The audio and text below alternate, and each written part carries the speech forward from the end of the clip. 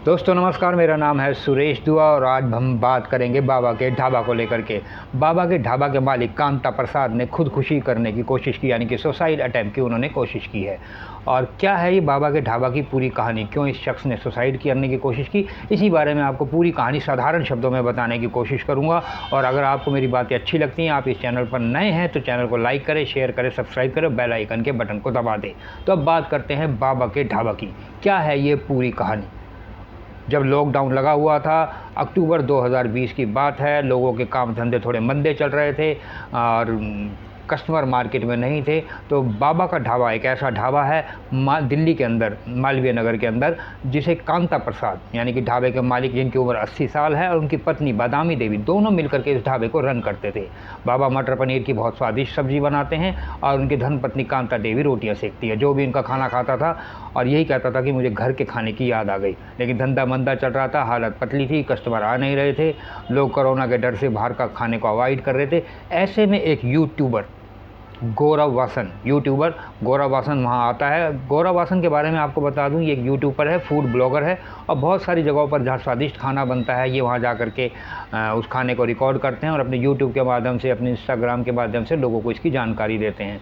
ऐसे में जब बाबा के ढाबे पर वो यूट्यूब ब्लॉगर गौरव वासन पहुँचा तो उसने देखा कि स्थिति ख़राब है, तो उसने वीडियो बनाया, मटर पनीर की सब्ज़ी दिखाई, माता बादामी देवी के हाथों की बनी हुई रोटियां दिखाई, वहाँ खाना खाया और लोगों से अपील की कि कांता प्रसाद जी जो इस ढाबे के मालिक हैं, जिनकी उम्र 80 साल है, वो बहुत परेशान हैं, ग्राहक नहीं आ रहे हैं, आपसे हाथ जोड़कर निवेदन करता हूँ कि आप यहाँ आएँ और कुछ बाबा की हेल्प करें। वीडियो रातों रात वायरल हो गया, लाखों लोगों तक, करोड़ों लोगों तक ये वीडियो धीरे धीरे पहुँचने लगा।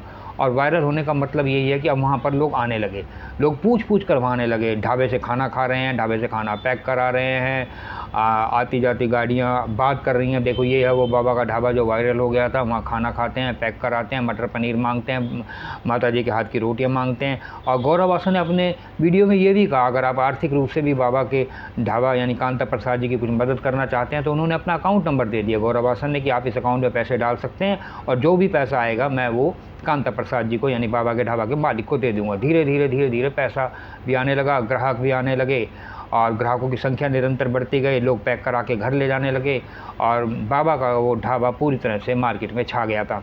इधर गौरव वासन के अकाउंट में भी धीरे धीरे पैसा आने लगा था, जो कि गौरव वासन का कहना है कि उन्होंने पैसा निकलवा करके बाबा को दे दिया। लेकिन क्या स्थिति यहीं पर बदल गई? अचानक से ऐसा क्या हुआ, क्या घटनाक्रम ऐसा घटा कि इस स्थिति में बाबा के ढाबा की लाइफ में एक नाटकीय मोड़ आ गया। अब बाबा को अचानक, बाबा के साथ जो कुछ लोग रहते थे, शायद उन्होंने, मैं शायद शब्द इसलिए कह रहा हूँ कि मुझे नहीं पता कि बाबा के ढाबा को किसने कहा, कांता प्रसाद को किसने कहा कि वो गौरव वासन पर केस कर दे कि गौरव वासन उनका पैसा खा गया है, अकाउंट में जितने पैसे आए थे गौरव वासन ने निकलवा करके वो उसे नहीं दिए। एक प्रेस कॉन्फ्रेंस आयोजित की गई। एक गरीब आदमी फुटपाथ पर ढाबा चलाता है, कैसे प्रेस कॉन्फ्रेंस कर सकता है, ये आप भी समझ सकते हैं और मैं भी समझ सकता हूँ। इसके लिए हमें अपने विवेक से काम लेना होगा कि कोई ना कोई तो पीछे है जो उसको मैनिपुलेट करने की कोशिश कर रहा है। तो खैर बाबा ने प्रेस कॉन्फ्रेंस की और कहा कि गौरव वासन उसका पैसा खा गया। अब गौरव वासन जो रातों रात हीरो बन गया था, अपने वीडियो के वायरल होने से लोगों की प्रतिक्रिया आई थी, गौरव तुम बहुत अच्छा काम कर रहे हो, गौरव तुम भलाई का काम कर रहे हो, गौरव तुमको सलाम है, गौरव तुमने इस बाबा की मदद करके एक नई मिसाल कायम की है, गौरव जहाँ इंसानियत ख़त्म हो गई थी तुम जैसे लोगों ने इंसानियत को फिर से ज़िंदा किया है, मानवता जहाँ दम तोड़ रही थी, गरीबों की मदद के लिए कोई आगे नहीं आ रहा था, तुम्हारा ये वीडियो देख करके हम भी प्रेरित हुए और हम भी इस टाइप के वीडियो बनाएंगे और अपने एरिया के अंदर जो गरीब लोगों को मदद करने की कोशिश करेंगे। लेकिन जैसे ही बाबा ने प्रेस कॉन्फ्रेंस करके कहा कि गौरव वासन उनके पैसे खा गया है, उनके अकाउंट में जो पैसे आए थे वो मुझे पूरे नहीं मिले हैं, तो रातों रात पब्लिक का रिएक्शन देखिए। जो पब्लिक रातों रात स्टार बना रही थी गौरव वासन को, अचानक से उनकी प्रतिक्रिया बदल गई। वो कहने लगे गौरव वासन तुम चोर हो, गौरव वासन तुम बाबा के पैसे खा गए, गौरव वासन तुमसे ये उम्मीद नहीं थी। ऐसे ऐसे कमेंट आने लगे, गौरव वासन तुम बहुत घटिया हो, गौरव वासन तुमको देख करके हमने प्रेरणा ली थी लेकिन अब हमें भी छोड़ना पड़ेगा। क्यों हुआ ऐसा? ऐसा हुआ पब्लिक के रिएक्शन के कारण। पब्लिक इतनी जल्दी रिएक्शन देने लगती थी कि जैसे होता है ना कि हर कहानी के अंदर एक हीरो होता है, एक विलेन रहता है, लेकिन जब तक गौरव वासन की बात हो रही थी वो हीरो था, वो धीरे धीरे ऊपर चढ़ रहा था। इस कहानी में कोई विलेन था ही नहीं। अचानक बाबा ने प्रेस कॉन्फ्रेंस की और पब्लिक को मिल गया एक विलन। अब पब्लिक लगी गौरव वासन की टांग खींचने के लिए। और एक किसी ने तो वीडियो तक बना डाला, द स्कैम ऑफ 2020 गौरव वासन। कमाल करते हैं। और इतनी ज़्यादा नफरत क्यों? क्योंकि हमारे अंदर ये कमी है कि हम बहुत जल्दी रिएक्ट करने लगते हैं। सिक्के के दूसरे पहलू को हम देखते ही नहीं और अपनी प्रतिक्रिया देने लगते हैं। अब गौरव आसन पर दबाव बढ़ने लगा, कहानी यहाँ से आगे बढ़ती है। गौरव आसन पर दबाव बढ़ने लगा। लोगों ने गौरव आसन से कहा अगर तुमने पैसे बाबा को दिए हैं तो तुम ये साबित करो। अब गौरव आसन मैदान में कूद पड़ा। गौरव आसन मीडिया के सामने प्रस्तुत हो गया। गौरव आसन ने अपनी बैंक की स्टेटमेंट दिखाई, ये देखिए इस तारीख को मेरे अकाउंट में इतने पैसे थे, इस तारीख को मैंने बाबा का वीडियो शूट किया तो मेरे अकाउंट की धनराशि बढ़ती गई और ये पैसे सारे निकाल करके जिस अकाउंट में ट्रांसफ़र हुए वो बाबा का अकाउंट है, मैंने सारे पैसे बाबा के अकाउंट में दे दिए। अब जो रातों रात शख्स विलन बन चुका था अचानक से फिर से हीरो बन गया। पब्लिक फिर से नए तरीके से रिएक्शन देने लगी। अरे वाह गौरव आसन, हमें पूरी उम्मीद थी, तुम ऐसा कर ही नहीं सकते, तुम्हें ऐसा करना होता तुम कोशिश ही नहीं करते, तुम भी औरों की तरह घर बैठ जाते, गरीबों की मदद करने की क्या ज़रूरत थी, लेकिन तुम आगे आए, तुमने हमें हिम्मत दी। अब वो गौरव आसन साहब फिर से स्टार बनने लगे। और जब गौरव आसन ने वो पब्लिक को अपने बैंक की स्टेटमेंट दिखा दी तो अब बाबा विलेन हो गया। क्या बाबा 4 पैसे के आ गए यार, तुम तो अहंकारी हो गए। गौरव यार गौरव तुम्हारे लिए भगवान का रूप बन करके आया था, तुमने ज़िंदगी में इतनी धनराशि नहीं देखी थी और तुम ऐसे हो गए। लेकिन कहानी यहाँ से बदली नहीं। अब बाबा के ढाबा ने एक रेस्टोरेंट किराए पर ले लिया। उसने कुछ शेफ़ हायर किए। शेफ़ हायर करने के बाद उसने उस रेस्टोरेंट को चलाने की कोशिश की, लेकिन धीरे धीरे कोरोना का प्रभाव बढ़ रहा था, कस्टमर कम हो रहे थे। बाबा ने थोड़े टाइम बाद हिसाब किताब लगाया, या उसके जो चाहने वाले लोग उसके साथ जुड़े हुए थे उन्होंने हिसाब किताब लगाया कि अब ये रेस्टोरेंट में खर्चा ज़्यादा हो रहा है और कमाई हो रही है कम।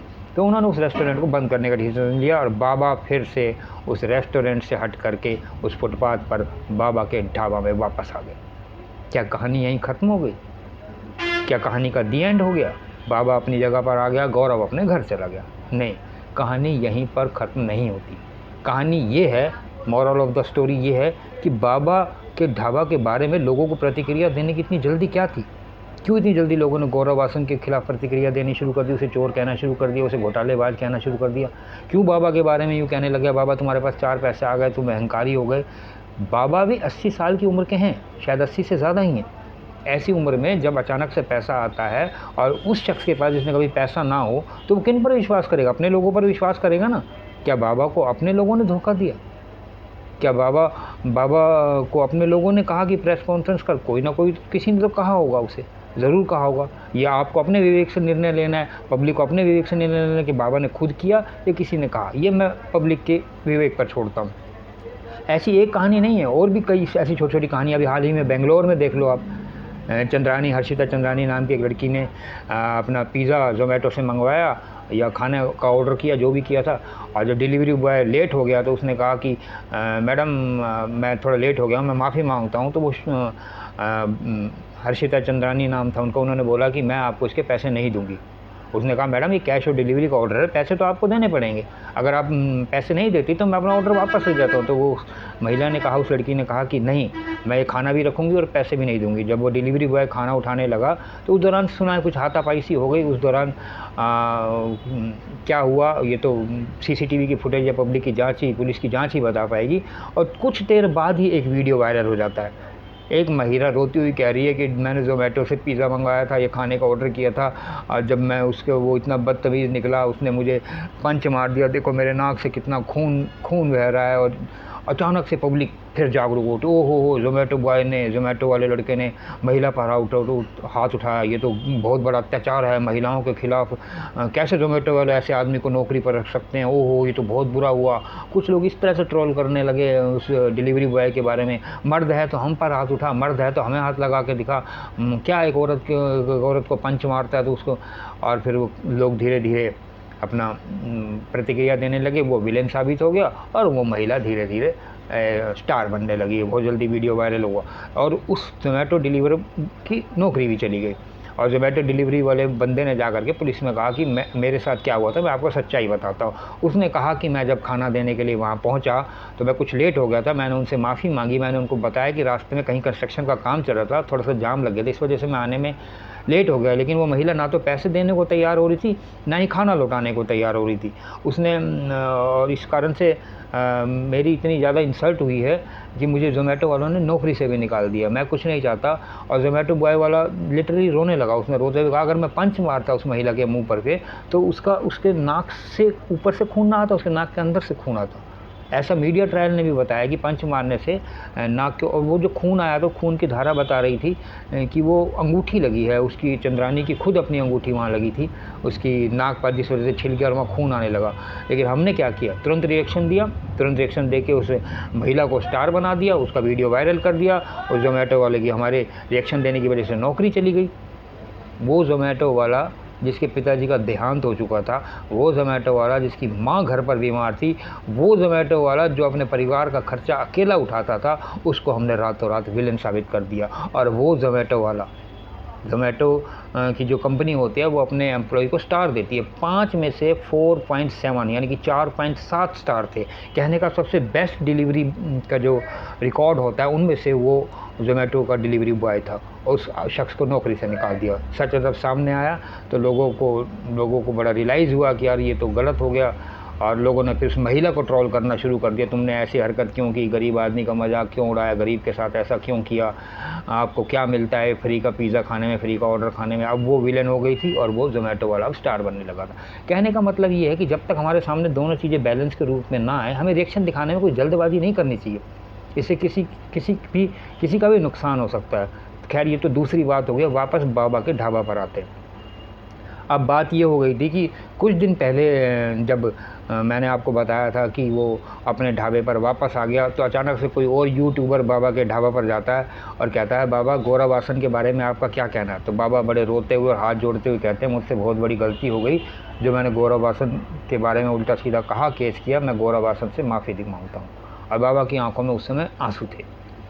और ये बात जब दूसरे यूट्यूबर के थ्रू गौरव वासन तक पहुंची, तो गौरव वासन अब गेम क्योंकि गौरव वासन के पाले में थी, गौरव वासन ने बड़ा दिल दिखाया। बड़ा दिल दिखाते हुए वो वापस बाबा के ढाबा पर जाता है और वहाँ एक और वीडियो बनाता है कि बाबा मेरी आपसे कोई नाराज़गी नहीं है, किसी प्रकार की कोई शिकायत नहीं है।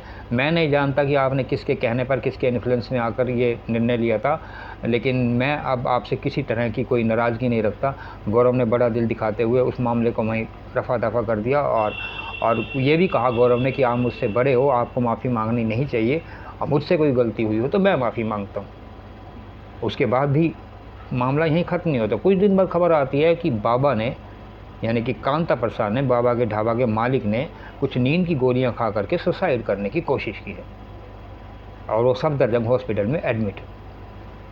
और अब वहाँ से जब उनके लड़के से पूछा गया कि ऐसा क्या हुआ, तो उन्होंने बताया कि बाबा कुछ कई दिनों से ऐसा लगा था कि डिप्रेशन के शिकार हैं। उन्होंने 6 साल पहले भी एक बार सुसाइड अटैम्प्ट करने की कोशिश की थी। भगवान की कृपा रही, वो पिछली बार भी बच गए और इस बार भी अभी तक सुरक्षित हैं। और ये कल खबर आई है कि अब बाबा पूरी तरह से सुरक्षित है, उन्हें हॉस्पिटल से छुट्टी मिल गई है। और छुट्टी आने के बाद जब लोगों ने उससे पूछा कि बाबा आपने सुसाइड क्यों किया, तो कहानी ने एक नया मोड़ ले लिया। बाबा ने कहा कि मेरे पास बार बार फ़ोन आ रहे थे कि आपको गौरव आसन से एक बार फिर से माफ़ी मांगनी चाहिए, आपको गौरव आसन का दिल दुखाया है आपने, अगर आप गौरव आसन से माफ़ी नहीं मांगोगे तो शायद आपके साथ कुछ गलत हो सकता है। तो ये अब बाबा का बयान आया है। कहानी फिर से एक नए मोड़ पर है। जांच का विषय है, पुलिस जांच करेगी, पड़ताल करेगी, पूरे सर्कमस्टांसिस को समझने की कोशिश करेगी कि वाकई इसमें कुछ बाहर के लोग शामिल हैं। ये बाबा का अपना निर्णय था। खैर हमारा यहाँ कहानी जो मैंने आपको बताई है, इसका सीधा सा मतलब ये है कि हम प्रतिक्रिया देने में बहुत जल्दी करते हैं। भारत की जनता बहुत भावुक है और प्रतिक्रिया ऐसे देती है, धुआंधार तरीके से किसी को हीरो बना देती है, किसी को विलेन बना देती है। फिल्मी दुनिया की तरह हमें जैसे एक हीरो चाहिए होता है, एक विलेन चाहिए होता है, वैसा ही हम अपने जीवन में अपने अंदर का जो हमारा गुस्सा है, हमारा जो आक्रोश है, हमारा जो अंदर भरा हुआ, कहीं ना कहीं हम एक दूसरे आदमी पर निकालने की कोशिश करते हैं। तो ऐसा ना करें। अगली बार कोई ऐसा मुद्दा आपके सामने आता है, कोई केस ऐसा आपके सामने आता है, तो सहनशीलता का परिचय दें, शालीनता का परिचय दें और अपने शब्दों में संयमिता बरतने की कोशिश करें। तो आज का जो ब्लॉग है आपको कैसा लगा? मैंने साधारण शब्दों में आपको समझाने की कोशिश की है बाबा के ढाबा के बारे में। तो उम्मीद है आप समझ पाए होंगे, और आप चाहते हैं ऐसी और जानकारियाँ भी मैं आपको देता रहूं, तो आप मेरे इस चैनल को सब्सक्राइब कर दें और बेल आइकन के बटन को दबा दें। और इस पर अगर आप कोई अपनी प्रतिक्रिया देना चाहते हैं, कमेंट सेक्शन में कुछ लिखना चाहते हैं, तो ज़रूर लिखें, क्योंकि आपके कमेंट करने से हमें पता चलता है कि आप कितना इंटरेस्ट दिखा रहे हैं, और आप वीडियो को जो लाइक करते हैं उससे पता चलता है कि आपको ये वीडियो कितना पसंद आ रहा है। फिलहाल मुझे इजाज़त दीजिए। सुरेश दुआ व्लॉग में आज इतना ही। आपसे फिर मुलाकात होगी एक नए ब्लॉग के साथ, एक नई जानकारी के साथ। धन्यवाद, बहुत बहुत नमस्कार।